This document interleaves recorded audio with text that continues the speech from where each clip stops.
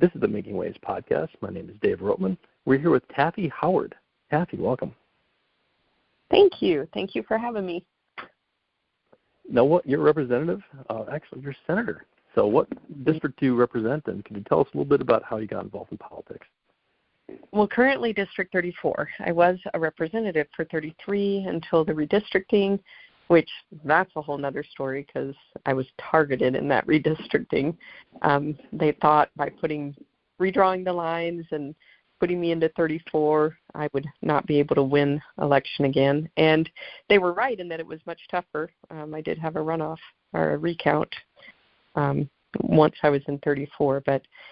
And as far as getting into politics, you know, my youngest was in college, and I was so frustrated at the time because we had just passed a massive tax increase. I think it was, if I remember, it was SB1. It was a huge gas tax. All those taxes rolled into one.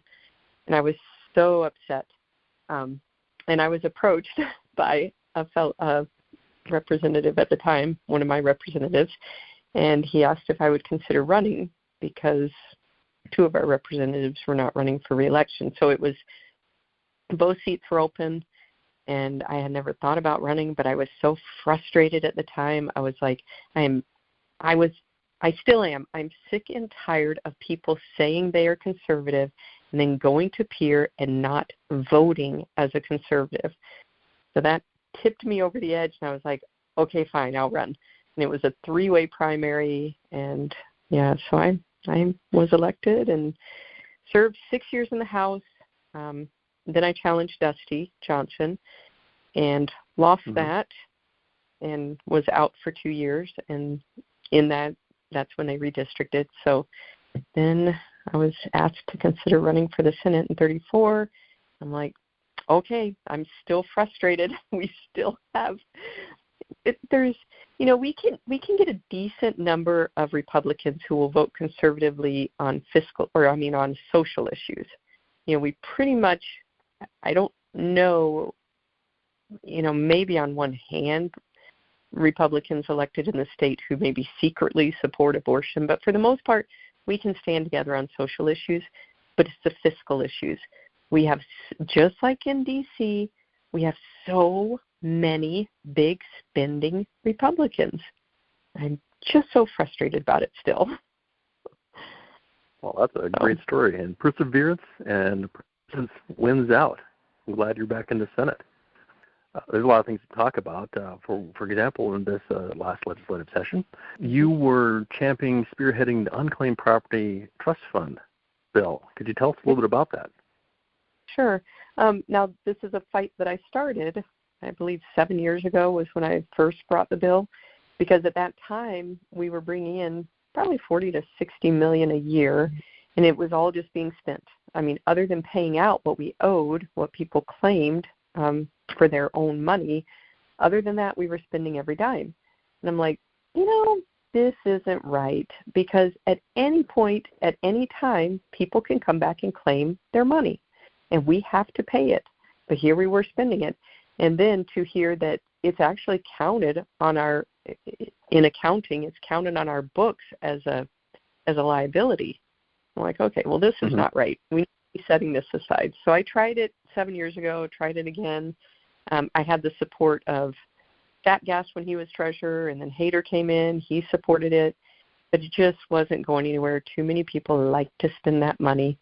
But the last couple of years, they've been bringing in like 200 to 300 million a year, and now our unfunded liability is up to roughly 1.2 billion. So that woke enough people up to where they were like, okay, I think she's right. We do need to do something about this. Yeah, and you were quite successful. It was, yes, and thank goodness, because the people of the state are on the hook for that. So we set up the trust fund. We had a bill and a joint resolution, and the reason for that is so that the joint resolution will put everything into the Constitution, put the trust fund in the Constitution, so that then our investment council can invest that in a wider range of investments. and get us a higher return like they do with our other trust funds, because we have a healthcare trust fund, the cement plant, we have other trust funds. I didn't know that about what we're putting in the Constitution would result in higher rates of return. That's fascinating. We created it with the bill. We created the trust fund with the Mm-hmm. bill. Without putting it in the Constitution, we're stuck putting that money in our cash account. It'll earn, it's like a CD. I mean, it's basically you're not earning really anything. So allow put it in the Constitution. That's the only way we can have the investment council invest it. And we have the best investment council in the nation. They do an awesome job. So, yes, I've heard. I've heard other states copy what South Dakota does because our investment council is so good. They just follow what our people do. Yeah, thank goodness. So, that should earn us at least 2% higher interest, probably, hopefully more. But then, so we need people to vote for that because it'll be on the ballot. I have two things on the ballot, that and then the other joint resolution ensuring that non-U.S. citizens can't vote in our elections. So interesting. Tell us about that. Well, so if you go to Article 7, Section 2 of our Constitution, it ensures that every U.S. citizen will be allowed to vote in our elections. But it doesn't, if you think of drawing a circle around those U.S. citizens, it doesn't exclude non-U.S. It doesn't say that non-U.S. citizens can't vote. So you could catch some non-U.S. citizens in there because it's just saying, well, if you're a U.S. citizen, you have to be able to vote. But it doesn't say that Sioux Falls couldn't pass an ordinance and allow non-U.S. citizens to vote. So this clarifies that and says, okay, yes, if you're a U.S. citizen, you have to be allowed to vote, obviously with the limited exceptions that we have. But you will not be allowed to vote, and no city, no county, no one can pass anything that says you can vote if you're not a U.S. citizen. Because like San Francisco, there's around the country where they are allowing non-U.S. citizens to vote. So we want to prevent that happening here. Yeah, the founders of our nation, I'm sure the writers of the Constitution of South Dakota, never occurred to them that non-citizens would vote or be allowed to vote. Right, exactly. So, two things that are important. Thank you for putting those on the ballot. I'll be sure to help campaign for them. Thank you. Now, Thank you. You're welcome. So let's move on to GOAC. Yeah, Government Operations and Audit Committee. And basically, I can't remember when it was first created. It's been around a while. But we have the duties that we have to look at the performance metrics from various agencies. They rotate through, so you don't do every agency every year. So this year, we're told this is what you have to cover in GOAC. But then we have the ability to add things to the agenda. And that's where being chair is really nice. So I've already added a few items. We'll add some more items.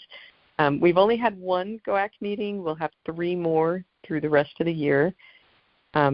Typically, we probably could have covered everything we had to cover in 3, but we spread it out over 4 so that we can add in the additional items that we need to cover. So the first GOAC meeting in May, we heard from the brand board, their annual report. We have to review that by statute. But then in addition, we heard from Commissioner Terwilliger on the credit cards. And I'm sure you've probably read the Dakota Scout article, and how they did a FOIA request to get Governor Noem's credit card expenditures from when she was in office, and how she spent like $750,000 over 5 years on things like multiple charges for $500 for Sirius XM radio. You can go through charges and you're like, I don't think state taxpayers ought to be paying for her to go to Vail, Aspen, Jackson Hole. These are places obviously she didn't go to take care of state business. We had a good hearing on that. We had actually the auditor came in as well. But basically it ended up being, she didn't really do anything illegal. it was clearly, to me, unethical, but not illegal. But I'm hoping, because we had the hearing in GOAC, and we have a great GOAC committee, great. I'm hoping maybe we can get some legislation out of this, because my main issue with this is that so much of her spending was clearly related to a personal PR campaign or an unspoken campaign for vice president. She was out there campaigning for herself. State taxpayers shouldn't be on the hook for that. So there ought to be some clear demarcation between what state taxpayers have to pay because you're doing state business, or it's campaign business and your campaign funds should pay. So, do you think that there's going to be legislation brought from these questions from the committee meeting? I'm hopeful that GOAC, the committee, will be able to. We need to work on some legislation, but I'm hopeful that we'll be able to get behind something. Now, whether it goes anywhere, you don't know. What kind of powers or authority does GOAC have? Can you just investigate things? Are there things that you can do to enforce rules, or are there rules that need to be made? Well, we can, and in fact, this last legislative session, we actually gave back GOAC the ability to subpoena people. So that is, we are the investigative committee of the legislature. So, for instance, last year when Ernie Otten was chair, they started going down looking into all the cases of fraud. As you know, everybody knows we have, it just doesn't seem to end. Every time you turn around, the AG is talking about another case of fraud in the state. So they started last year. Unfortunately, it was not able to be finished, so we will have, at the next GOAC meeting, we'll have DOR for sure come in, because one of the court cases finished up, so now they're able to talk about it. But they actually issued a subpoena last year to have DOR come in and talk about the fraud that they were facing. Unfortunately, due to the court case, it all got pushed, so they'll be coming in July. But yeah, the title is Government Operations and Audit. So we do have to review the legislative audit every year. That's part of GOAC's duties. But we also get to dig into the operations of government. And if there's something going on that needs to be looked at, we have the ability to bring people in, and hopefully they come in willingly. But if they don't, we certainly have the ability now to subpoena.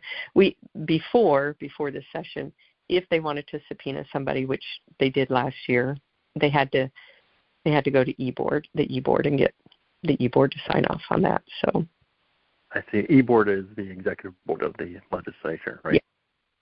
Yeah. Okay. Yeah. I want to make it clear for our listeners, because they might not know what that is. Yep. So another thing you're involved with is the property tax task force. Yes. So tell us more about that. What's going on with that? Well, nothing yet.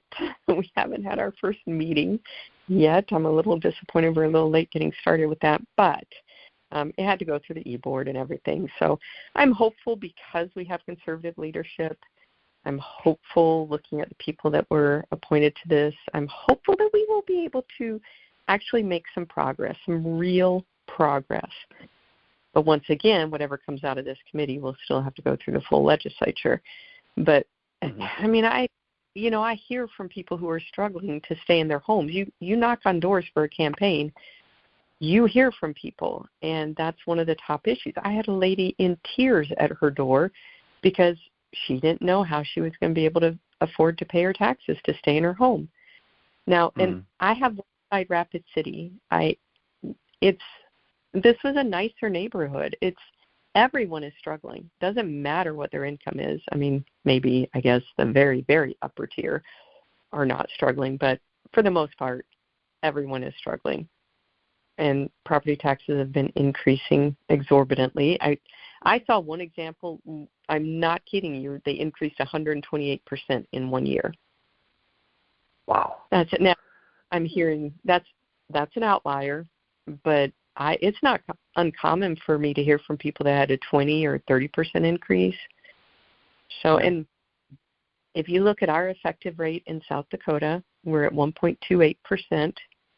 The national average is 0.9.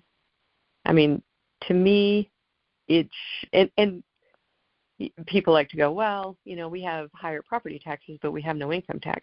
Well, you could compare us to Tennessee. You could compare us to Wyoming. You could compare us to several other states with no income taxes, and we still have higher property taxes.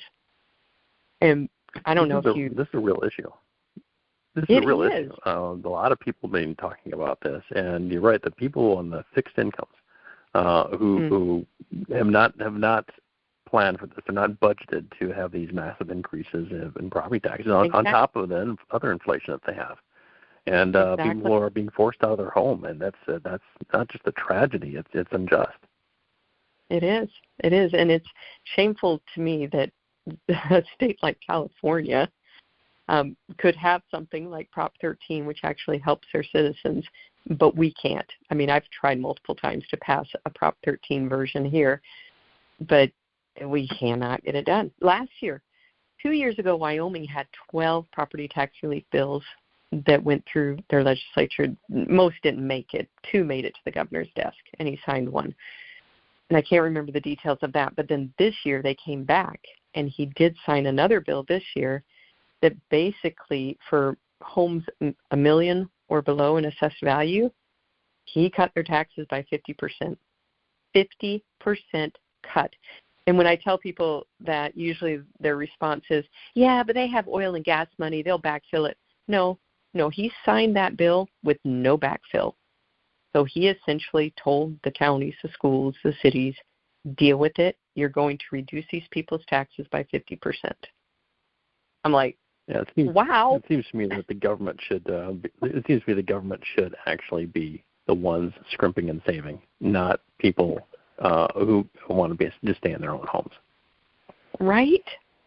But oh my goodness, it is almost impossible to get people to in government. I mean, this last year, NOM's outgoing budget actually had some cuts in there because revenue was down, so they had to.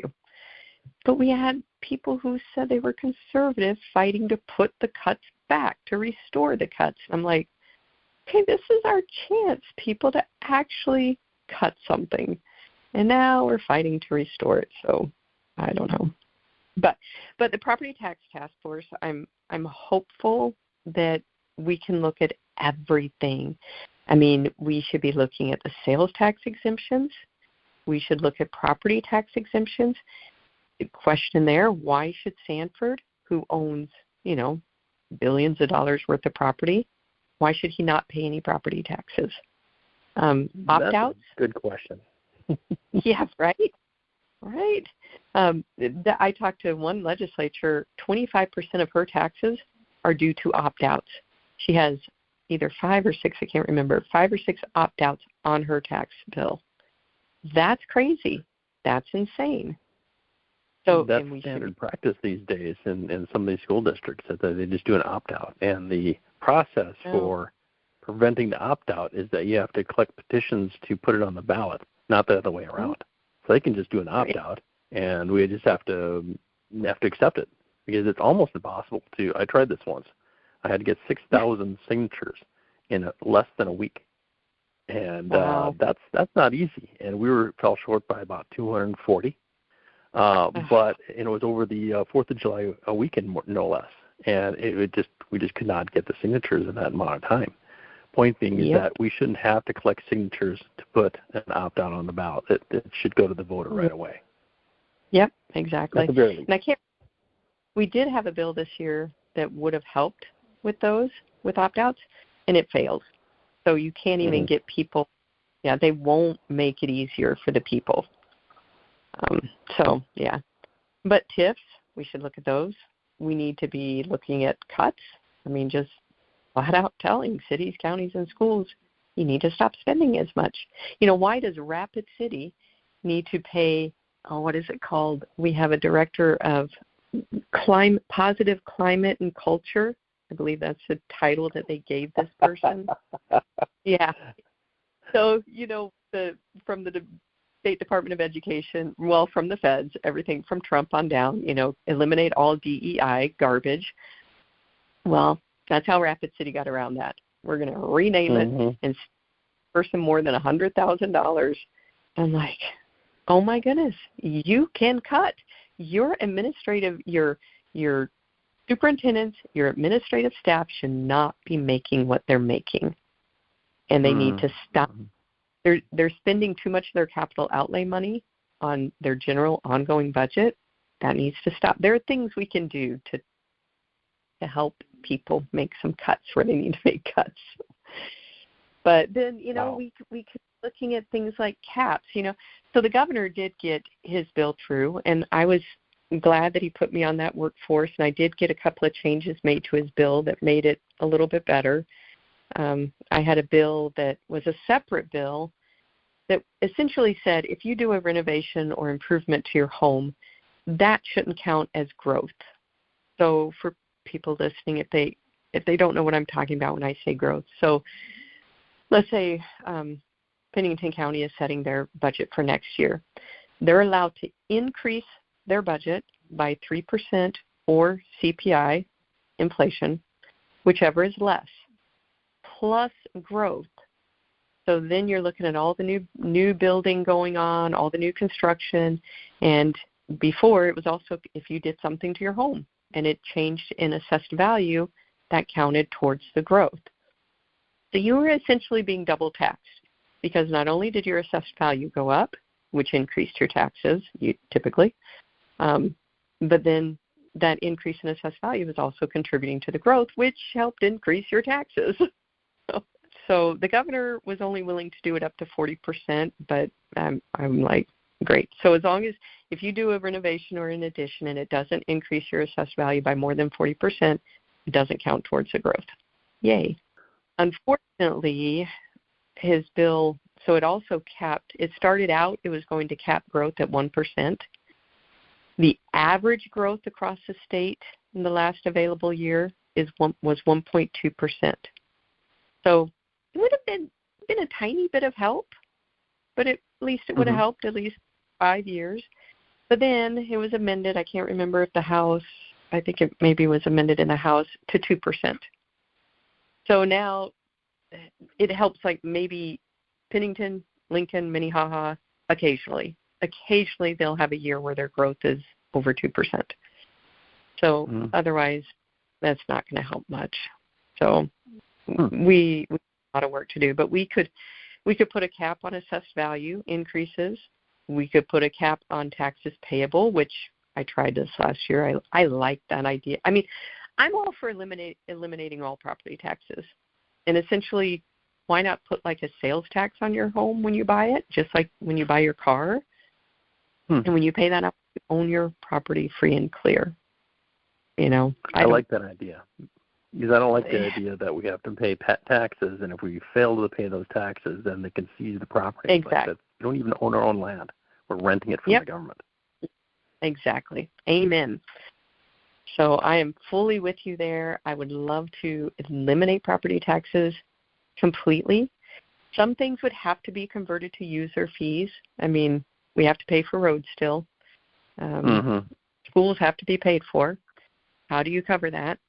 I think everyone who has a kid in school needs to have skin in the game versus just the property owners. Now, people will say, well, people renting are paying. In a way, yes, but how much are they paying? I don't know. We could go down that road, but obviously there would have to be a lot of adjustments made, a lot of cuts made, which I'm okay with. So I'm all for a smaller government. Yep.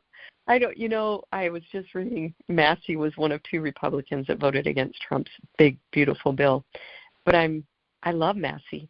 I love Massey. He is a fiscal hawk, and he made very good points. I mean, we cannot continue down the road of increasing our debt, increasing our deficit. The chickens are going to come home to roost eventually, and there's just so few people who seem to care or to understand that. So I don't know. I mean, South Dakota does. He's brilliant. Thank you. Yes, he is. course, he's an engineer by schooling, and that tells you something. I think he's a double E, electrical, and those guys are pretty smart. So. Well, this has been fascinating, and thank you so much for your being a fiscal hawk for us, because I think some of these issues, like, for example, double taxation when the assessed value goes up, I did not realize that. And I've had 2 assessments increases because I've done remodeling in my home. And that makes a lot of sense why my property taxes went up 30%. And we really appreciate that. Final thoughts. Elect more conservatives. There were too many 17 to 18 votes in the Senate this year. Too many. So be prepared for the next election. I was just looking at a Citizens for Liberty scorecard, and it is really sad that we have 7 Republicans that are scoring below 50%. Several score below 40%. I mean, it is. How can you call yourself a Republican even, much less a conservative, which some of these actually do? But so we have work to do. We barely got the pipeline bill through this year, thankfully. But like there was a bill on data centers to give them a massive tax cut, and we barely killed that. That's going to come back because, I don't know, people desperate to get data centers in the state. I don't see why you'd have to subsidize something like that. That's a money-making business. They should pay taxes like everybody else. Yep. Exactly. And there is nothing stopping data centers from coming in right now. We already have, I think, 4 states. We already have some. They're welcome to come in if they abide by whatever county, if the county has setbacks, easements, whatever, fine, come in, build your data center. You're free to do that, but why do we have to subsidize you? Especially when you hear instances of, like in Georgia, where their people's electricity rates are going through the roof. It's not. I don't see them as being a good deal at all. And they specifically want several in the county, and one of them would use as much electricity as the entire town of Rapid City. I don't know. How is that a good thing? If we had surplus electricity, that'd be one thing.